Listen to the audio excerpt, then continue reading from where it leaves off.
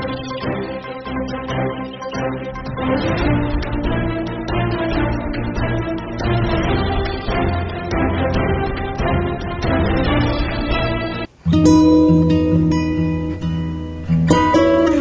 जोर से बोल दो राम राम साहब।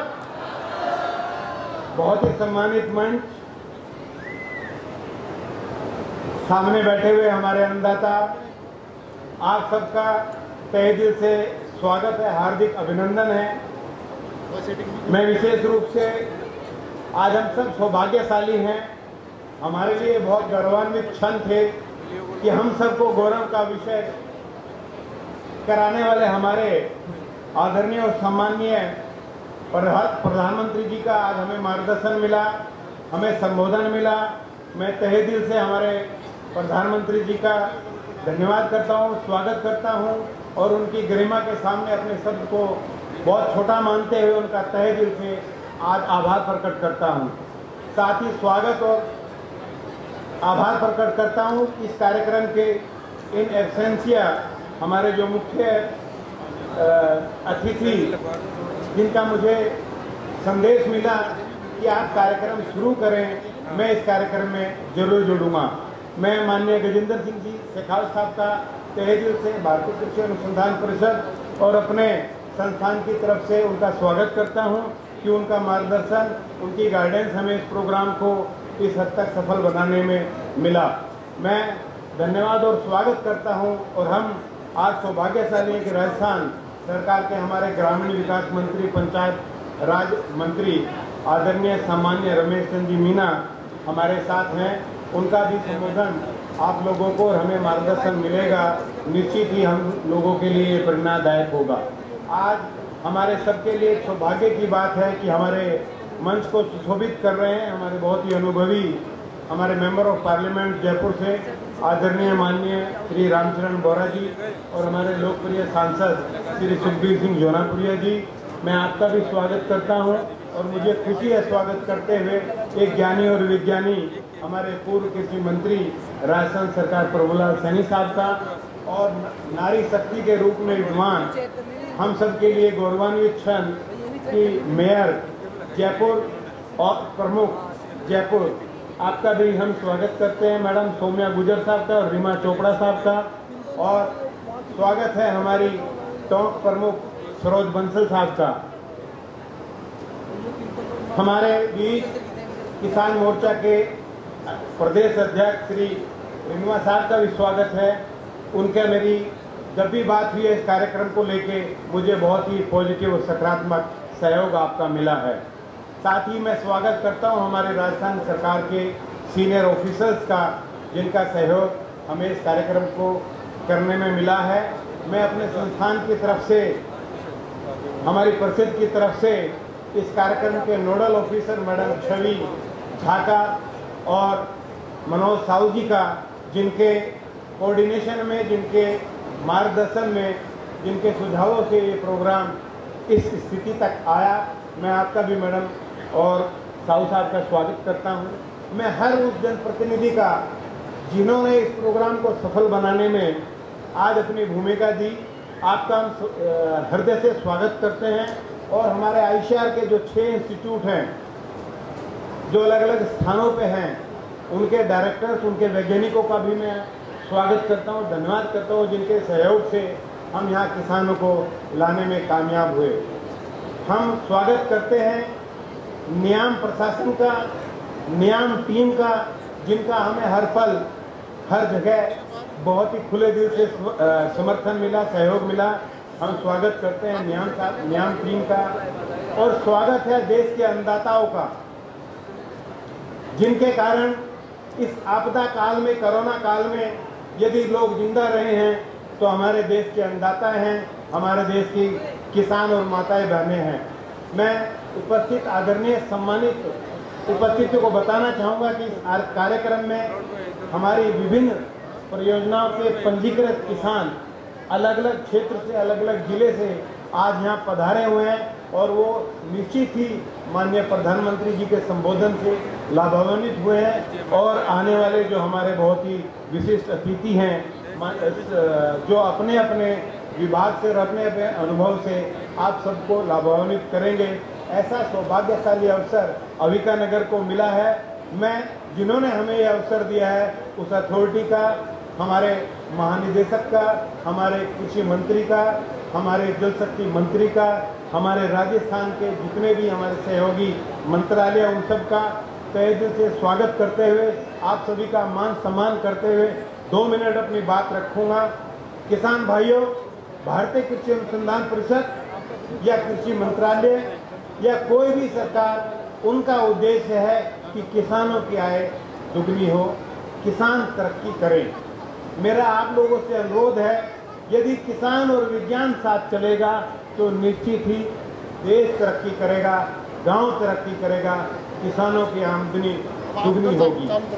आप पता नहीं कितने मंदिरों में आते जाते हैं, लेकिन मेरा आपसे अनुरोध है कि जो आपके राजस्थान में जितने भी भारतीय कृषि अनुसंधान परिषद के जो अनुसंधान केंद्र हैं, जो कृषि विज्ञान केंद्र हैं, जो कृषि विश्वविद्यालय हैं, जो पशु चिकित्सा विश्वविद्यालय हैं, जितनी भी संस्थाएं किसानों के लिए काम कर रही हैं, आप वहां खुले मन से जाएं।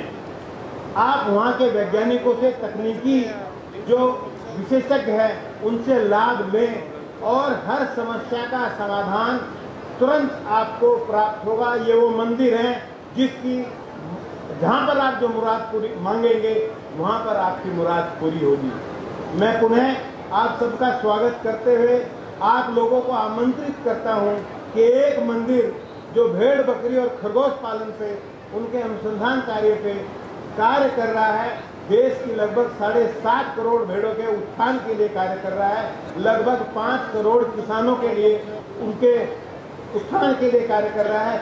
आप उस मंदिर का भी दर्शन करें, उस मंदिर में भी कभी आएं और वहाँ के उपलब्ध तकनीकी ज्ञान को आप अपने पशुपालन के क्षेत्र में लाएं, क्योंकि राजस्थान यदि जिंदा है तो भेड़ और बकरी पालन के माध्यम से जिंदा है।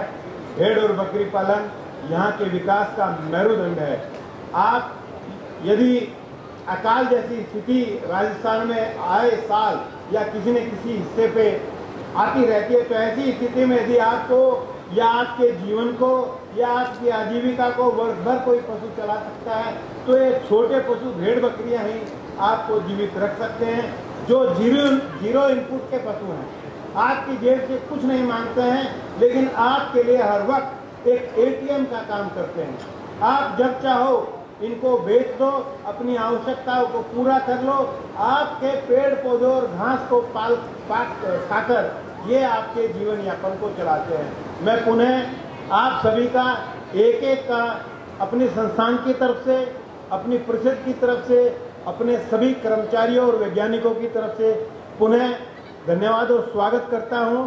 और जो हमारा मंच है, जिनसे हमें प्रेरणा मिली है, जिन्होंने आज समय दिया है, क्योंकि आज के समय में समय का दान सबसे बड़ा है, उन सभी को हर कोने से जो आए राजस्थान के, उन समय दानियों को मैं नमस्कार करते हुए आप सबका पुनः धन्यवाद और स्वागत करते हुए अपनी वाणी को विराम करता हूँ। बहुत बहुत धन्यवाद। आज के इस आज़ादी के 75 वर्ष पूरे होते हुए इस अमृत महोत्सव में हम सबके बीच माननीय प्रधानमंत्री का उद्बोधन हम सबको मिला। ऐसे कार्यक्रम में हमारे बीच में राजस्थान सरकार के मंत्री माननीय रमेश जी मीणा साहब, हमारे जयपुर के सांसद माननीय रामचंद्र जी बोरा साहब, हमारे बीच में माननीय बद्रीनारायण जी चौधरी साहब, हमारी जयपुर की महापौर सौम्या जी गुजर और हमारी रमा जी जो जिला प्रमुख जयपुर और टोंक की जिला प्रमुख सरोज जी नरेश बंसल हैं, और हमारे पूर्व कृषि मंत्री माननीय श्रीलाल जी सैनी साहब, और आज जिनका आयोजक, संयोजक और इस कार्यक्रम में करने में जो अहम भूमिका रही है, और मेरा सौभाग्य है कि टोंक के अंदर में ऐसा अनुसंधान है कि जिससे किसानों का भला होता है। ऐसी सारी टीम को भी और डॉक्टर अरुण तोमर जी को भी मैं बधाई देता हूं कि एक सफल कार्यक्रम, एक अच्छा कार्यक्रम आपने किया, और किसानों के लिए जो हमेशा आप प्रतिबद्ध रहते हो, मैं आपका आभारी धन्यवादी हूं। आज जिस हिसाब से माननीय प्रधानमंत्री ने हम सबको बताया कि पहली बार इस देश के अंदर में एक वैसी व्यवस्था चली है जिससे किसान को सीधा लाभ मिलता हो, किसान के बीच में कोई बीच में बिचौले नहीं होता हो। अगर 2,000 रुपये आते हैं तो 2 के 2 सीधे आपकी घंटी बजती है और सीधा आपके खाते में आ जाता है। ऐसा पहली बार शुरुआत हुई है, नहीं तो पूर्व में कहा करते थे कि हम 100 रुपये भेजते हैं और 15 पैसे हमारे किसान के पास पहुंचते हैं। ये पहला काम माननीय प्रधानमंत्री ने किया है। साथियों, क्यों योजनाओं पर बहुत लोग बोलेंगे, माननीय प्रधानमंत्री बता भी दिया। मैं सौभाग्यशाली हूँ कि टोंक सवाई माधोपुर का प्रतिनिधि करता हूँ और सबसे बड़ी बात यह है कि आज जिस हिसाब से किसानों का मैं मालपुरा टोडा से शुरू करके गंगापुर तक पूरे 8 विधानसभा में जिक्र करूं तो आज की डेट में 58,000 मकान बनकर प्रधानमंत्री आवास बनकर हमने आपसे पहले समर्पित कर दिया है। हम कभी सोच भी नहीं सकते थे कि इतने मकान कभी बनेंगे। जब कभी भाषण दिया करते थे कि गांव में पंचायत में कितने कच्चे मकान, ये 12 घरों की बस्ती है और 800 कच्चे मकान, मैं 800 के 800 मंजूर, 1200 के 1200 शौचालय मंजूर। जो सपना लगता था कोई मानने को तैयार नहीं था, लेकिन आज वो सपना पूरा होता दिखाई दे रहा है और उसका सिर्फ श्रेय जाता है तो माननीय प्रधानमंत्री नरेंद्र मोदी को जाता है। आज मैं ये भी कहता हूँ कि जिस हिसाब से राजस्थान प्रदेश की धरा के ऊपर पीने के पानी के लिए 3-3 किलोमीटर मेरी माताएं बहनें दूर दूर तक पानी भर के लाती थी, कुआओं से नलों से मुश्किल से पानी पी पाते थे। लेकिन आज मैं सौभाग्यशाली हूँ कि टोंक के अंदर में एक बीसलपुर बांध की वजह से आज जयपुर को भी हम पानी पिलाते हैं, आज अजमेर को भी पानी पिलाते हैं, ब्यावर को पानी पिलाते हैं और दौसा को पानी पिलाते हैं। और आज हम ये कह सकते हैं कि इस सरदा का बांध बनने के बाद हम कहेंगे कि ऐसा पहला ऐसा जिला होगा जो पानी का एक हब कहलाएगा और पानी की सबसे बड़ी मात्रा हमारे पास होगी। हम ये भी आप लोग सबको कहना चाहते हैं। आज हम ये बात कह सकते हैं कि पीने के पानी की व्यवस्था जिस हिसाब से हर घर को नल देने की बात व्यवस्था की है, ये माननीय प्रधानमंत्री ने इतना बड़ा फैसला लिया है कि जो कभी संभव नहीं हो सकता था, लेकिन आज वो धरा पे पूरा होता दिखाई दे रहा है। मैं 2 जिलों की अगर बात करूं तो करीब 1600 करोड़ रुपए आज हम अपने पीने के पानी के ऊपर खर्च कर रहे हैं और हर घर तक नल से जल पहुंचाने का काम बड़े 1 साल के अंदर अंदर पूरा कर देंगे। मैं कभी सोच नहीं सकता था कि माननीय प्रधानमंत्री ने जिस हिसाब से किसान के लिए ऋण की व्यवस्था की है, हम ये बात चाहते थे कि 1 लाख या 2 लाख रुपए का ऋण मिलना बहुत बड़ी बात थी, लेकिन मैंने अपने हाथों से जब चेक 20-20 लाख के एक किसान को बांटे और पशु लोन उनको मिला तो मैं समझता हूँ किसान की मजबूती उस बात से सिद्ध करती है कि किसान आज कैसे मजबूत हो सकता है। माननीय प्रधानमंत्री खुद इस बात को कहते हैं कि मैं कैसे घर में पैदा हुआ था, जैसी मेरी माताएं सामने बैठी हैं ऐसी माँ की गोद से जन्म लिया है और मैं कच्चे छप्पर में पैदा हुआ था जिस छप्पर को टपकते हुए हर माँ अपने बच्चे को सूखे में सुलाती है, खुद गिले में सोती है। उस माननीय प्रधानमंत्री उस दर्द को महसूस किया और आज हम ये कह सकते हैं कि हर माँ को पक्की छत देने का काम देश के प्रधानमंत्री नरेंद्र मोदी ने किया। आज से पहले संभव नहीं हो सकता था। आज हम भली बात जानते हैं पिछले 1 साल तक किसान आंदोलन चला था, इस बॉर्डर के ऊपर दुनिया भर की ट्रैफिक की व्यवस्था खराब हुई थी, लेकिन हम आप ये बात कहना चाहते हैं कि माननीय प्रधानमंत्री ने किसान को वो व्यक्ति दी है। आज आप लोग ये चिंता कर रहे थे, लोग किसानी मांग कर रहे थे कि एमएसपी के ऊपर कानून बने, एमएसपी के ऊपर कानून बने। मैं एसपी का एक उदाहरण देना चाहता हूँ कि एमएसपी हमारे क्षेत्र के अंदर में, हमारे प्रदेश के अंदर में सरसों की फसल सबसे ज्यादा होती है। साथियों, एमएसपी का रेट आज 5200 रुपए है जो गवर्नमेंट खरीद का रेट है। इस सरसों का रेट आज 7,000 रुपए तक मेरे सामने खरीदी गई है, 8,500 रुपए तक खरीदी गई है। आप बताओ एमएसपी का कानून कहाँ रह गया, कहाँ एमएसपी का रेट और कहाँ खरीद? ऐसा काम माननीय प्रधानमंत्री ने करके दिखाया है। मैं आप सबसे कहना चाहता हूँ कि माननीय प्रधानमंत्री ने किसान को मजबूत करने के लिए अनेकों योजनाएं दी हैं। मैं आप ये कह सकता हूँ, मेरी माताएं बहनें बैठी हैं, एक जिले के अंदर में करीब 50,000 महिलाएं आज राजीविका से जोड़ी है। एक आखिरी छोर में बैठी मेरी महिला जो गांव से बाहर नहीं जाती थी, आज वो भी समूह चला रही है। 1,10,000 रुपए उसके खाते में आ रहे हैं। वो गांव के किसी किसान को लोन दे रही हैं, किसी बच्चे को लोन दे रही हैं, किसी की परचून की दुकान खुलवा रही हैं, किसी को भैंस दिलवा रही हैं। ऐसा कभी पहले नहीं हो पाया था। सिर्फ और सिर्फ होता था तो बड़े व्यापारियों को लोन मिला करता था और बड़े व्यापारी लोन 52 लाख करोड़ रुपए ने लेके बाहर भाग गए। आज हम ये कह सकते हैं जिस आदमी ने लोन लिया है वो लोन की भरपाई करता है, पूरा करता है। मेरी माताएं पहली तारीख को पहुंच जाती हैं, भैया हमने आपको 20,000 रुपए लोन दिया था, उसके ब्याज के पैसे दे दो, और तुरंत जमा करती है। ऐसा कभी पहले नहीं होता देखा था। मैं आप सबसे पुनः निवेदन करना है कि आप सबका बहुत बहुत धन्यवाद। जय हिंद, जय भारत। क्योंकि समय की कमी है, बहुत लोग बोल रहे हैं और आप गर्मी में बार बार भी उठे जा रहे हैं, तो मैं आप सबको बधाई देता हूँ कि जिस हिसाब से 2-2 हज़ार रुपये आप सबको मिला है, मैं आप सबको पुनः धन्यवाद करता हूँ। जय हिंद, जय भारत। नमस्कार सर। माननीय मंत्री जी ने 2-3 बात बहुत जरूरी कही है। तुरंत कहा 2 सांसद बैठे हैं, माननीय मंत्री जी, पोर्टल आपने 3 साल से बंद किया हुआ था। मैंने खुद ने लोकसभा में उठाया और खुद के उठाने के बाद माननीय प्रधानमंत्री ने मुझे बुलाया, तुरंत पोर्टल खुला। हम अभी मुफ्त गेहूं दे रहे हैं, आपने नहीं देना बंद किया, आप चालू करो। आपका जल शक्ति मंत्रालय ने 26,000 करोड़ रुपए दिया हुआ है। आप अपनी बात को आगे बढ़ाओ ताकि फंड आपका दें तो ये पानी का बहुत जल्दी काम हो जाए। आपके मेडिकल कॉलेज सारे सेंक्शन हुए पड़े हैं, हमने पैसा दिया हुआ है, आप आगे बढ़ो। नहीं, ज़्यादा नहीं कह रहा मैं, 2-3 बात, क्योंकि आपने नाम ले दिया, मैं इसलिए कह रहा हूँ। तो आप अपनी बात को पूरा करो। अभी मेटल की बात, अपर्णा जी बैठी है, मैं खुद होकर आया था। हमने माननीय मंत्री जी को भी और वहाँ पर सिन्हा साहब को भी मैं खुद देख आया हूँ कि मेटल का पैसा आप दो ताकि काम आगे बढ़ा सके। तो हमारा जो फर्ज है, हम 25 से 25 साल से पूरी तरह से करते हैं। आप अपनी तरह से बढ़ाओ। जो 60-40 है, अब ईस्टर्न कैनाल आप कह रहे हो कि 100 का 100% पैसा दे दें। अगर किसी प्रदेश में और मैं गया हो तो हम भी माननीय प्रधानमंत्री कह रहे 100 का 100 दे दो, नहीं तो आप 60-40 जोड़ो, हम तैयार हैं। कल पैसा मैं दिलवा दूँ, मैं कह रहा हूँ इस बात, मैं तैयार हूँ इस बात के लिए। मैं अब आमंत्रित करूंगा सम्मानीय रामचंद्र बोहरा जी को, जो आपकी राजस्थान राज्य की राजधानी जयपुर शहर की स्वच्छता और सुंदरता को सच्चे तरीके से और सराहनीय तरीके से उन्होंने क्रियान्वयन किया है। इसके लिए आपको बहुत बहुत धन्यवाद और उद्बोधन करता हूँ। इसके लिए श्री सम्मानीय रामचंद्र बोहरा जी। सब में सुस्ती छा रही है, एक बार भारत माता का जयकारा लगभग हो जाए। भारत माता की, भारत माता की। आज के इस गौरवमय कार्यक्रम में मंचस्थ राजस्थान सरकार में ग्रामीण विकास एवं पंचायत राज मंत्री आदरणीय रमेश मीणा जी, राजस्थान सरकार में पूर्व कृषि मंत्री आदरणीय प्रभुलाल सैनी जी, मेरे संसद में सहयोगी साथी और टॉप से सांसद आदरणीय सुखबीर जौनपुरिया जी, जयपुर के जिला प्रमुख बहन रमा चोपड़ा जी, टोंक के जिला प्रमुख बहन सरोज बंसल जी, जयपुर के मेयर बहन सौम्या गुजर जी, इस कार्यक्रम के आयोजक भाई अरुण तोमर जी, हमारे किसान संघ के अध्यक्ष आदरणीय बद्रनारायण चौधरी जी,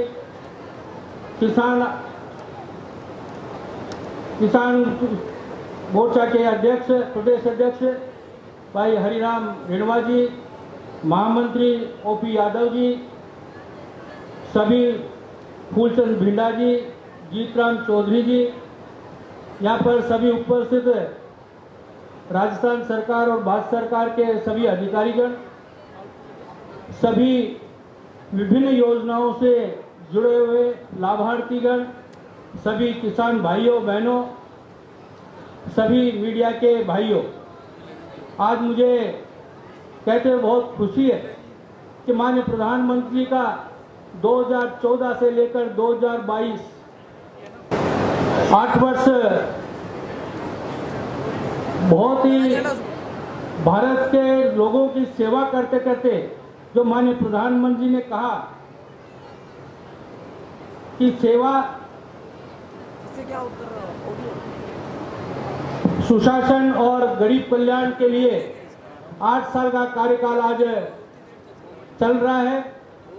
और जिस प्रकार से अभी जौनपुरिया जी ने भी सारी बातें दोहराई, ज्यादा बातें वापस पुनः उनका दोहराना नहीं चाहता, पर जिस प्रकार से माननीय प्रधानमंत्री ने डिजिटल का काम चालू किया और उस डिजिटल के माध्यम से जिस प्रकार का जो करप्शन का जो फैलता था, उस करप्शन पर लगाम लगाने का काम माननीय प्रधानमंत्री ने किया, जनधन अकाउंट खोल, और उसके माध्यम से आज किसान भाइयों को जो सम्मान निधि का आज प्रधानमंत्री ने अपने बटन दबाकर जो 2-2 हजार की 3 बार किस्त 1 साल में दी जाती थी, उसका काम का शुभारंभ किया। मैं ऐसे प्रधानमंत्री को बहुत बहुत आभार प्रकट करना चाहता हूं, जिन्होंने घर घर को, हर घर को नल के द्वारा पानी पिलाने का काम, स्वच्छ पानी पिलाने का काम का जुम्मा लिया और उसको काम को पूरा करने का काम किया। हर व्यक्ति के सर पर पक्की छत हो, माननीय प्रधानमंत्री ने अभी जो लाभार्थी उनसे बात करके, और जिस प्रकार से अनेक राज्यों में अलग अलग प्रकार से पूछा गया कि आपको कैसा, पहले कैसा महसूस होता था, अब कैसा महसूस होता है।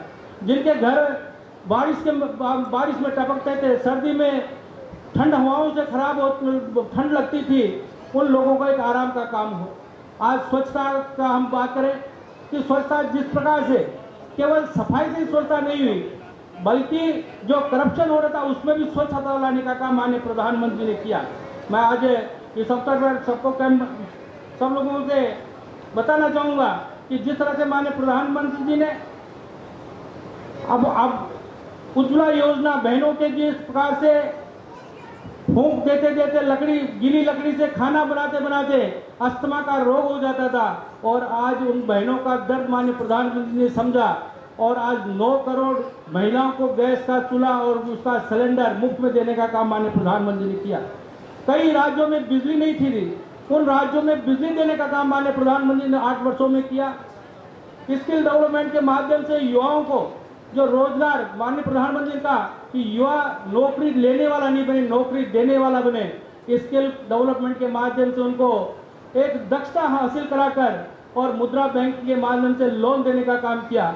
अभी कोरोना कालखंड में जो रेडी ठेली चलाते पीएम स्वनिधि लागू करके, और जिस प्रकार से चाहे वो महिला हो चाहे वो पुरुष हो, उनको 10,000 का लोन देने का काम किया और 10,000 वापस बिना ब्याज के चुकाने के बाद उसको 20,000 देने का काम किया। आज इस कोरोना कालखंड में मैंने कई महिलाओं से कई राज्यों में बात की। हमने पार्लियामेंट कमेटी जब जाती है तो हम बात करते हैं तो महिलाएं कहती है कि घर का खर्चा हमारा इसे प्रधानमंत्री स्वनिधि योजना के माध्यम से चल रहा है। आज माननीय प्रधानमंत्री ने जिस प्रकार से किसानों को बीमा देकर उनको एक अच्छा काम किया। आज मुद्रा बैंक स्वच्छ आयुष्मान भारत के तहत जिस प्रकार से 5 करोड़ घरों को 100 करोड़ लोगों को एक अच्छी स्वास्थ्य, उसका अच्छा स्वास्थ्य रहे, वो निःशुल्क अपना स्वास्थ्य ले सके, स्वास्थ्य लाभ ले सके, ऐसी आयुष्मान भारत योजना लागू की। नई शिक्षा नीति जो काफी टाइम से नई शिक्षा नीति लागू नहीं हुई थी, आज नई शिक्षा नीति स्वरोजगार के तहत माननीय प्रधानमंत्री ने लागू की। मैं आज इस अवसर पर आप सब लोगों को जयपुर में इस मेरे पार्लियामेंट क्षेत्र में आपने ये आयोजन किया, सब राजस्थान प्रदेश से यहाँ पर लोग आए। आप लोगों का मैं जयपुर का सांसद होने के नाते, यहाँ का प्रधान सेवक होने के नाते आप सबका स्वागत करता हूँ। मेरी वाणी को विराम देता हूँ। जय हिंद, जय भारत, जय जय राजस्थान। बोरा जी, टोंक सवाई माधोपुर सांसद सुखबीर सिंह जी, पूर्व मंत्री प्रभुलाल सैनी जी, पूर्व विधायक जीतराम जी भिंडा साहब, और मंच पर विराजमान बद्रीनारायण जी, हरिराम रेणुआ जी, और जयपुर ग्रेटर की महापौर सौम्या जी, जिला प्रमुख जयपुर रमा चोपड़ा जी, टोंक जिला प्रमुख सरोज जी, और IAS अधिकारी ACS हमारे अपर्णा अरोड़ा जी, नवीन जी, दिल्ली से आई छवि झा जी, मनोज जी, कसेरा जी, शिवांगी जी, और यहाँ के जो कार्यक्रम के जो संभाल रहे हैं अरुण तोमर जी, सम्मानित मंच और यहाँ उपस्थित मेरे बुजुर्गों, युवा साथियों, मातृशक्ति और पत्रकार बंधुओं, आज आप लोगों ने माननीय प्रधानमंत्री मोदी साहब का स्पीच सुना और उनके अनुभव, और उन्होंने संवाद भी किया। हमारी सरकार, मैं किसी पे कोई कटाक्ष नहीं करूंगा, मेरी बात करूंगा कि हमारे माननीय मुख्यमंत्री अशोक गहलोत साहब ने जो निर्णय लिए हैं 2-3 साल में, उनके बारे में चर्चा करूंगा कि इस योजना में आप लोगों को क्या फायदा हो सकता है। तो इस बार सबसे पहले हमने 2022-23 में कृषि का बजट प्रस्तुत किया है अलग से। ये हमारे पूर्व मंत्री जी, कृषि मंत्री यहाँ विराजमान है, इनकी भी मंशा थी कि मैं करूं, तो हमने उसकी शुरुआत की है, और इससे हमारे खेती, कृषि और पशुपालन को कैसे बढ़ावा मिले, हमारा कैसे किसान आर्थिक स्थिति से कैसे इजाफा करे, इन सब चीज़ों को लेकर हमने कृषि का बजट पेश किया है, जिसमें हम जैविक खेती और विभिन्न प्रकार के नए तरीकों से हम आगे बढ़ना चाहते हैं। तो इसके लिए हमने ये तैयारी की है। और इसके अलावा हमारा जो बिजली में किसानों को, जो कृषि उपभोक्ता हैं, 1,000 रुपये प्रति माह हमको अनुदान देते हैं और प्रतिवर्ष करीब 12,000 रुपये देते हैं। इस तरह राज्य सरकार 1450 करोड़ रुपए सरकार दे रही है। और इसके अलावा जो 50 यूनिट तक बिजली फ्री है उस पर कोई पैसा नहीं लगेगा। उससे 100 यूनिट या 150 यूनिट तक 3 रुपए की सब्सिडी का अनुदान दिया जाएगा। 150 से 300 तक 2 रुपए का अनुदान दिया जाएगा। और उससे 300 यूनिट से भी अधिक है तो उसमें जो आपके स्लैब है वो छूट आपको मिलेगी। तो माननीय मुख्यमंत्री महोदय ने ये तय किया है कि किसान जो एग्रीकल्चर क्षेत्र में है कोई भी बिजली की दरें नहीं बढ़ाई जाएंगी। और अन्य क्षेत्रों में जो हम प्रधानमंत्री आयुष्मान की बात कर रहे थे वो 5 लाख रुपए की बीमे की बात थी। हमारे माननीय मुख्यमंत्री ने एक बड़ा कदम उठाया कि 5 लाख रुपए की जगह 10 लाख रुपए का बीमा होगा, उसका फ्री इलाज होगा और उसका दायरा भी जो गंभीर बीमारियां थी जैसे कैंसर की बीमारी है, हार्ट अटैक है या ट्रांसप्लांट प्लांट है या ब्रेन कैंसर है, इस तरह की जो गंभीर बीमारियां हैं उनका भी निःशुल्क इलाज होगा। आउटडोर इंडोर में जो सुविधा है वो भी निःशुल्क होंगी। तो एक बड़ा निर्णय लिया माननीय मुख्यमंत्री महोदय ने। और जो आप चर्चा की प्रधानमंत्री आवास की, तो इसमें मैं आपको बताना चाहता हूं कि भारत सरकार और राज्य सरकार का 60 और 40 का रेशो होता है। चाहे जल जीवन मिशन हो, इसमें भी राज्य सरकार का 40% है और भारत सरकार का 60% है। तो इसके सहयोग से हम जो आज हम काम कर रहे हैं तो एक धरातल पर काम हो रहा है। लेकिन प्रधानमंत्री आवास योजना में मैं माननीय सांसद महोदय यहाँ विराजमान है, उनसे भी चर्चा करना चाहूंगा और उनसे भी निवेदन करना चाहूंगा कि अभी हमारा पेंडिंग है 2143 करोड़, वो पैसा हमें मिल जाए तो 15 अगस्त तक जितने आवास हमारे अधूरे हैं वो पूर्ण हो जाए। इसी प्रकार आपका स्वच्छ भारत मिशन है, उस काम को भी हम गति दे रहे हैं। लेकिन 2018 में ODF हुआ था, लेकिन धरातल पे वास्तव में भी ODF नहीं हुआ है। तो जो चीजें हैं हम चाह रहे हैं कि अब हमने काम किया है भारत सरकार राज्य सरकार के सहयोग से कि कुछ जगह हमने मॉडल शौचालय भी बनाए हैं और उनका पैसा उनके खातों में पहुंच रहा है। और कहीं कहीं आज भी जो हम बात कर रहे हैं कि सीधा पैसा नहीं पहुंच पाता है, आज भी दलाल हैं, बिचौली हैं। मैं सच्चाई है उसको छुपा नहीं सकता, आज भी है। ये नहीं कह सकता कौन लोग हैं क्या है, ये पकड़ में भी आते हैं जो दलाली करते हैं या चीटिंग करते हैं लोगों के साथ। तो मैंने इस विभाग में जांचें भी करवाई हैं, दोषियों को पकड़ा भी और जेल के अंदर भी भेजा है और जो दोषी हैं और जो अधिकारी कर्मचारी संतृप्त है उनके खिलाफ कार्रवाई भी की है। इसी प्रकार मेरे पास PDS सिस्टम था, फूड एंड सिविल सप्लाई। जब भी बार्गेनिंग होती थी गरीब आदमी को गेहूं नहीं मिलता था पूरा, तो मैंने इसको जनाधार से जोड़ा। जनाधार से जोड़ने के बाद कुछ परिवारों को हमने चिन्हित किया जो सरकारी सेवा में थे, वो सरकारी सेवा में इसका फायदा उठा रहे थे, तो उनके खिलाफ हमने कार्रवाई भी की और 27 रुपए किलो के हिसाब से हमने रिकवरी भी की। लेकिन मंच के माध्यम से मैं यहाँ गजेंद्र सिंह जी होते तो और भी अच्छी बात होती, वो आ नहीं पाए किसी कारणवश। तो कहना चाहता हूं कि खाद्य शिक्षा योजना में नाम जुड़े, हमारी सीलिंग सीमा तय है 4.46 करोड़, तो वो सीमा हटे क्योंकि 2011 की सेंसस के आधार पर ये व्यवस्था चल रही है। आज 2022 हो गया तो लोगों की संख्या बढ़ी है।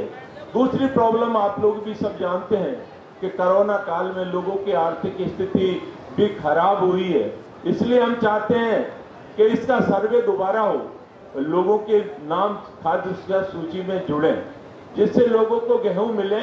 और इसमें भी हम आगे जो कुछ लोग हैं बहुत पैसे वाले हैं वो भी जुड़े हुए हैं, तो उसका भी हम सर्वे करवा रहे हैं कि कोई भी पात्र व्यक्ति इस योजना से वंचित नहीं रहे और जो गरीब है वो इस योजना से जुड़ना चाहिए। तो इसी प्रकार हमारी अन्य स्कीमें हैं जिसमें हमने आपका दुर्घटना बीमा है वो 5 लाख रुपए तक का कर दिया है हमने। अन्य योजनाओं में हमने भारत सरकार के सहयोग से आपके वाटर सोर्स डिपार्टमेंट के माध्यम से जो आपके सतही पानी को रोकना है, अंडरग्राउंड वाटर रिचार्ज करना है, उसमें भी एक अच्छा हम काम कर रहे हैं। और पंचायत राज के माध्यम से हमने नरेगा में 100 दिन के अलावा राज्य सरकार के बजट से 25 दिन एक्स्ट्रा देंगे, उसका राज्य सरकार वहन करेगी, जिस पे करीब 750 करोड़ रुपए का बजट अलग से होगा। कैथोड़ी सहरिया जाति जनजाति के लोग हैं, उनको नरेगा के माध्यम से 100 दिन का कार्य दिया जाता था। अब हमने उसको 100 दिन एक्स्ट्रा देंगे, टोटल उनको 200 दिन का काम मिलेगा। तो वो लोग भी, वो पैसा भी हम राज्य सरकार वहन करेगी।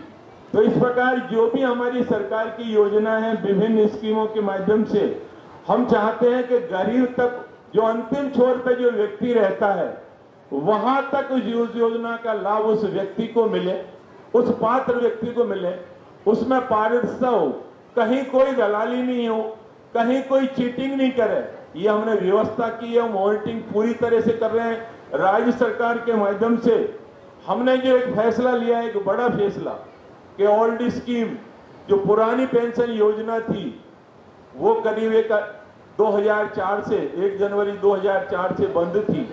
कर्मचारियों की मांग थी कि ओल्ड पुरानी पेंशन योजना है, इसको लागू करें, तो 1 अप्रैल से हमने लागू कर दी है। और एक बड़ा एक फैसला है। इसी प्रकार हमने अभी माननीय मुख्यमंत्री ने बजट में घोषणा की है कि चिरंजीवी जो परिवार हैं, डिजिटल सेवा देनी है हमें। तो चिरंजीवी की जो महिलाएं, 1,33,00,000 महिलाओं को 3 साल की कनेक्टिविटी के साथ स्मार्टफोन दिए जाएंगे। स्मार्टफोन के माध्यम से उनको रोजगार भी मिलेगा और अपडेट होंगे, जागरूकता आएगी। वैसे भी हमने राजीविका के माध्यम से महिलाओं को जागरूक किया है। हमारी विभिन्न विभागों की जो स्कीम है, उनका प्रचार प्रसार का पैसा था, अन्य चीजों में खर्च हो जाता था, बुक्स छपाते थे, पेंटिंग करवाते थे। हमने तय किया है कि वो काम हमारी राजीविका की महिलाएं करेंगी, उनको वो पैसा महिलाओं को मिलेगा, तो उनकी आमदनी बढ़ेगी, उनका आर्थिक स्थिति में मजबूती होगी। इसी प्रकार हमने निःशुल्क जो चिरंजीवी योजना, दुर्घटना बीमा, इसके अलावा इंदिरा गांधी शहरी रोजगार गारंटी योजना, जैसे महात्मा गांधी नरेगा योजना में जो काम चलता है, जो व्यक्ति शहर में निवास करते हैं, उनके लिए भी हमने 100 दिन का रोजगार का प्रबंध किया है और उनको भी रोजगार मिलेगा। जिस तरह नरेगा एक्ट बना हुआ है, ऑन डिमांड जो काम मांगेंगे तो शहर में भी लोगों को काम मिलेगा। इसके अलावा जो हमने एक फैसला लिया, ये आप लोगों को भी जानकारी होगी, कि गरीब का भी बच्चा अंग्रेजी स्कूल में पढ़े, इंग्लिश मीडियम उसको आना चाहिए, मतलब इंग्लिश मीडियम भी पढ़े, तो गरीब के लिए एक सपना था। तो माननीय मुख्यमंत्री महोदय ने महात्मा गांधी अंग्रेजी माध्यम के जो विद्यालय खोले हैं, वो हमारे महात्मा गांधी की 150वीं जयंती पर करीब 562 विद्यालय खोले हैं और आज करीब 87,293 नामांकित हैं विद्यार्थी।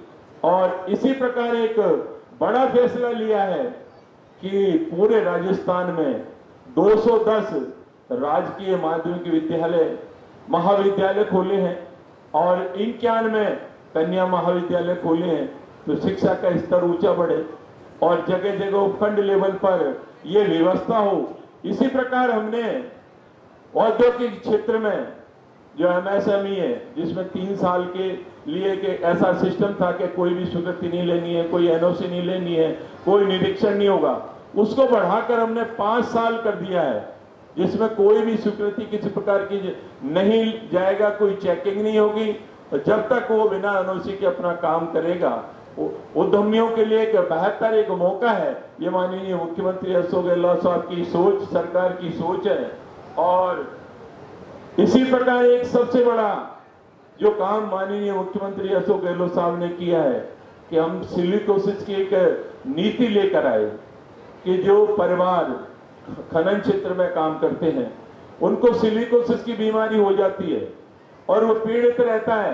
पहले तो प्रमाण पत्र सर्टिफिकेट बनवाने के लिए चक्कर काटने पड़ते हैं, उसमें एक बोर्ड होता है, न्यूमोनिकोसिस बोर्ड होता है, उस बोर्ड के माध्यम से प्रमाण पत्र मिलता है।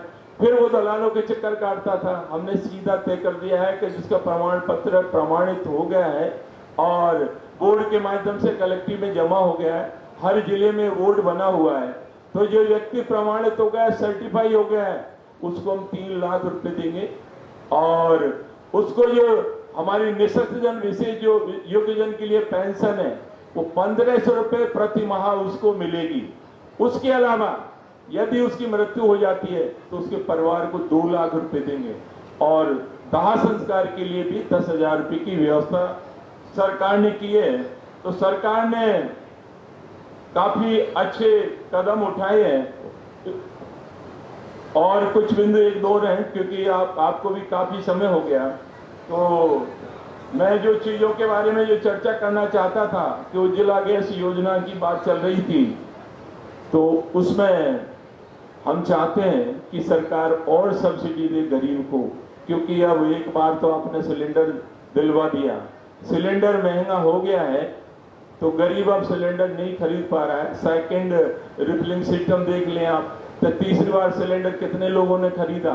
तो सांसद मोहे दोनों यहाँ विराजमान हैं, उनसे मैं कहना चाहता हूँ कि इस सिस्टम में थोड़ा सा सुधार लाएं और जल जीवन मिशन में जो आपका हमारा 40-60 के रेशो में जो गांवों में काम हो रहा है और घर घर नल की योजना बनाई जा रही है, वो बिल्कुल ठीक है। दोनों ही स्टेट और भारत सरकार काम कर रही है, लेकिन उसमें 10% का जो कंट्रीब्यूशन का जो पैसा है लोग नहीं दे पा रहे। तो कुछ आप करें, कुछ हम करें। एक बार कंट्रीब्यूशन प्लस हमने तय किया है, अभी एक मीटिंग हमारी कैबिनेट की होगी उसमें कि मैक्सिमम 3 साल से 5 साल के बीच में इसको पीएचडी डिपार्टमेंट मेंटेनेंस करे। ग्राम पंचायतों को देना चाहते हैं, दे देंगे, सही सफल नहीं होगा, हजारों करोड़ का व्यय है, वो खराब हो जाएगा। तो इसमें भी हमारी चर्चा है और आप लोग भी इसमें सहयोग करें। और इसी प्रकार हमारा जो नरेगा का मेटेरियल का पैसा है वो 3000 करोड़ रुपए है, जिसमें मैट भी है, मिस्त्री भी है और प्रशासनिक खर्चा भी है। और जो एक्ट बना है उसमें पानी पिलाने तक का भी मैट के साथ साथ जो पैसा है वो भी अभी रुका हुआ है। तो मैं आप लोगों से आपके माध्यम से प्रधानमंत्री जी को, हमारे केंद्रीय मिनिस्टर हैं गिरिराज सिंह जी को कहना चाहता हूँ कि ये पैसा 1.25 साल के करीब हो गया, ये पैसा मिल जाना चाहिए। और इसमें कुछ 1-2 सुझाव थे, वो यहाँ चर्चा नहीं होगी कि मैट जो मिस्त्री होता है, कारीगर का पैसा है, उसको अलग हेड कर दिया जाए, मैट का अलग हेड बना दिया जाए, प्रशासनिक खर्चा है अन्य वो समय पर सबके साथ मिले तो ठीक है, लेकिन एक कारीगर का पैसा आप 2-3 महीने में मिलना चाहिए। तो ये कुछ ऐसी मांग थी जिनके माध्यम से हम परेशानी हो रही है लोगों को, तो समय पर पैसा मिले। और गजेंद्र सिंह जी होते तो एक बात आपके माध्यम से उनको पहुंचाना चाहता हूं कि हमारी ईस्टर्न कैलान पूर्वी राजस्थान की एक बड़ी मांग है और एक जीवन रेखा है 13 जिलों की, आप लोगों के माध्यम से ही उसको आगे बढ़ाया गया। तो वो राष्ट्रीय परियोजना घोषित हो जाए तो एक अच्छी बात है, क्योंकि 90-10 के रेशो में पैसा मिल जाए। राज्य सरकार के पास इतना पैसा नहीं होता, आप लोगों को भी जानकारी है। तो मैं सभी जो 25 सांसद हैं, राज्यसभा मेंबर हैं, उनसे निवेदन करना चाहता हूं कि पूर्वी राजस्थान के लिए कुछ कदम उठाएं और हमारी जो कोशिश है, हमारा संघर्ष है, उसमें आप सपोर्ट करें। मुख्यमंत्री ने भी चिट्ठी लिखी है, बात भी की है, हमने भी काफी बार प्रयास किए और आप लोगों ने भी किए। तो पूर्वी राजस्थान के लिए एक जीवन रेखा है, जीवन दायिनी है। तो ईस्टर्न कैनाल का काम हो जाए, 90-10 के रेशो में पैसा मिले, राष्ट्रीय परियोजना घोषित हो जाए तो 13 जिलों के लोगों को ज्यादा से ज्यादा फायदा होगा। आप लोग सभी यहाँ पधारे और हमारी बात को आपने धैर्य से सुना, प्रधानमंत्री जी की बात को धैर्य से सुना।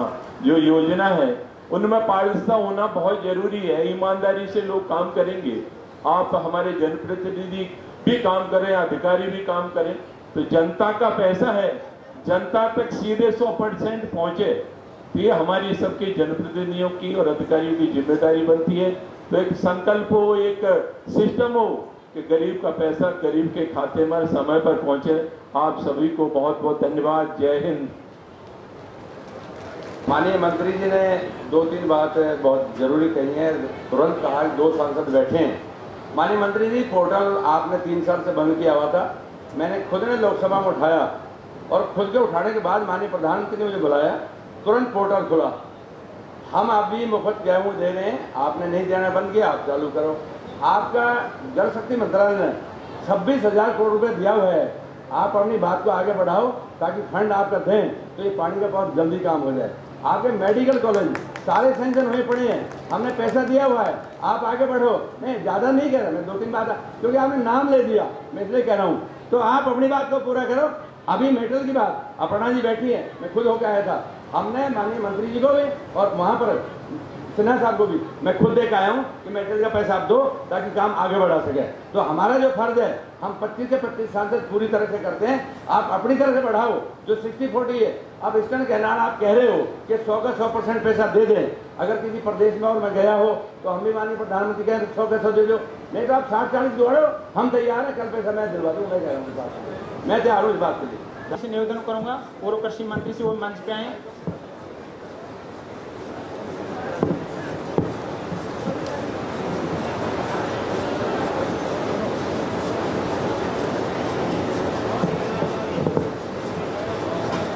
बद्रीनारायण जी, अध्यक्ष अखिल भारतीय किसान संघ, उनसे भी निवेदन करूंगा वो भी मंच पे आए।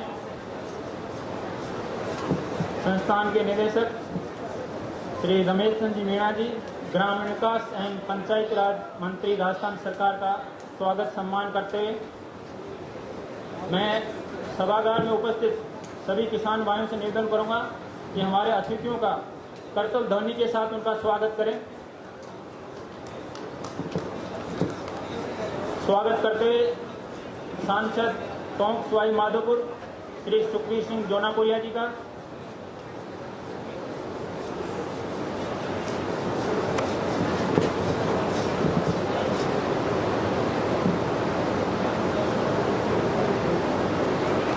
जयपुर शहर सांसद श्री रामचंद्र जी बोरा जी का,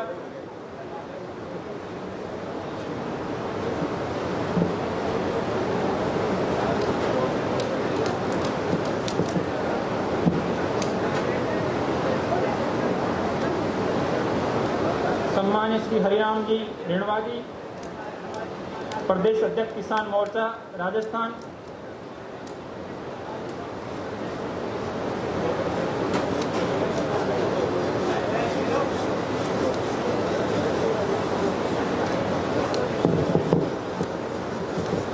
मेयर सौम्या जी,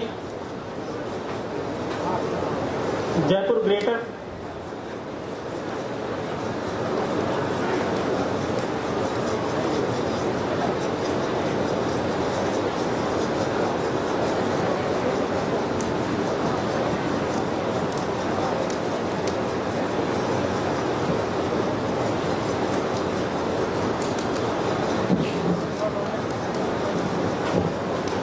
सम्माननीय रमा चोपड़ा जी,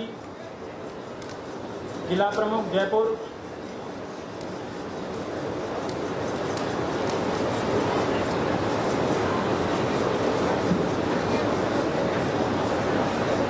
उपस्थित सम्माननीय प्रभुलाल सैनी जी, पूर्व कृषि मंत्री राजस्थान सरकार,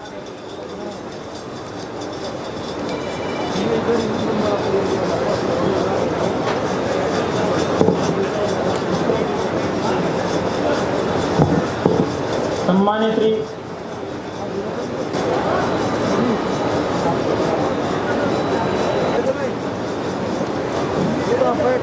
परिषद नई दिल्ली द्वारा हमें निर्देश मिले थे कि जो भी राजस्थान बेस्ड भारतीय कृषि अनुसंधान परिषद के संस्थान हैं उनके द्वारा जुड़े हुए किसानों को एक जयपुर में एक ऐसी जगह इकट्ठा किया जाए जहां पे विभिन्न संस्थानों की जो कार्य गतिविधियां हैं, अनुसंधान कार्य हैं, प्रसार कार्यक्रम हैं, उनको प्रदर्शनी के माध्यम से, किसान गोष्ठी के माध्यम से और स्थलों पर जो विषय विशेषज्ञ हैं उनके माध्यम से नवीन तकनीकियों के द्वारा उनको जागरूक करना और कृषि एवं पशुपालन के क्षेत्र में जो नए नए अनुसंधान कार्य हो रहे हैं उनके बारे में उनको अवगत कराना, ये हमारे को जिम्मेदारी। जी, हम सब आपका मंच पर स्वागत करते हैं। मंच पर मौजूद हिमाचल प्रदेश के राज्यपाल श्री राजेंद्र विश्वनाथ अर्लेकर जी, हिमाचल प्रदेश के मुख्यमंत्री श्री जयराम ठाकुर जी, केंद्रीय सूचना एवं प्रसारण और खेल एवं युवा मामलों के मंत्री श्री अनुराग सिंह ठाकुर जी, हिमाचल प्रदेश सरकार के शहरी विकास मंत्री श्री सुरेश भारद्वाज और शिमला से लोकसभा के सांसद एवं प्रदेश बीजेपी अध्यक्ष श्री सुरेश कुमार कश्यप जी का भी हम स्वागत करते हैं। आप सभी की गरिमामयी उपस्थिति इस कार्यक्रम की शोभा बढ़ा रही है। माननीय प्रधानमंत्री जी, आपका देवभूमि हिमाचल प्रदेश से बहुत लंबा नाता रहा है और माननीय आपकी आज की यह यात्रा इस जुड़ाव को और ज्यादा मजबूत कर रही है। कार्यक्रम की शुरुआत में सबसे पहले हम आमंत्रित करना चाहेंगे हिमाचल प्रदेश के आदरणीय मुख्यमंत्री।